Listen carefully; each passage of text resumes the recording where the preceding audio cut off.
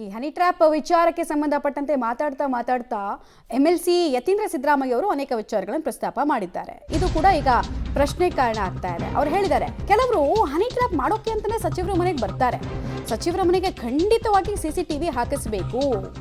ಮೈಸೂರಿನಲ್ಲಿ MLC ಯತೀಂದ್ರ ಸಿದ್ದರಾಮಯ್ಯ ಅವರ statement ಇದು. ಹೌದು, ಹಾಕಿಸ್ಬೇಕಾಗಿದ್ದ ಜವಾಬ್ದಾರಿ ಯಾರ್ದು? CCTV ಇದ್ರೆ ಹನಿ ಟ್ರ್ಯಾಪ್ ಮಾಡೋರ ಮೇಲೆ ಕಣ್ಣಿಡ್ಬಹುದು.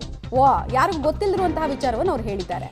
ನಾನು ಅದೇ ಹೇಳಿದ್ನಲ್ಲ, ಹನಿ ಟ್ರ್ಯಾಪ್ ಮಾಡಿಸಬಾರ್ದು ಅಂತ ಹೇಳಿದ್ರೆ CCTV ಹಾಕಿಸ್ಬೇಕಂತೆ. CCTV ಹಾಕಿಸೋ ಜವಾಬ್ದಾರಿ ಯಾರ್ದು? DPR department.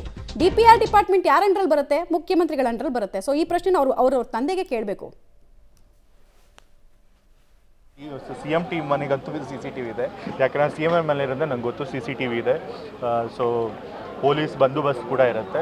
ಸೊ ಯಾರೇ ಬಂದರೂ ರೆಕಾರ್ಡ್ ಆಗುತ್ತೆ. ಅಕಸ್ಮಾತ್ ಮಿನಿಸ್ಟರ್ ಮನೆಗಳಿಗೆ CCTV ವ್ಯವಸ್ಥೆ ಮಾಡಿಲ್ಲ ಅಂತಂದರೆ ಖಂಡಿತ ಮಾಡಬೇಕು.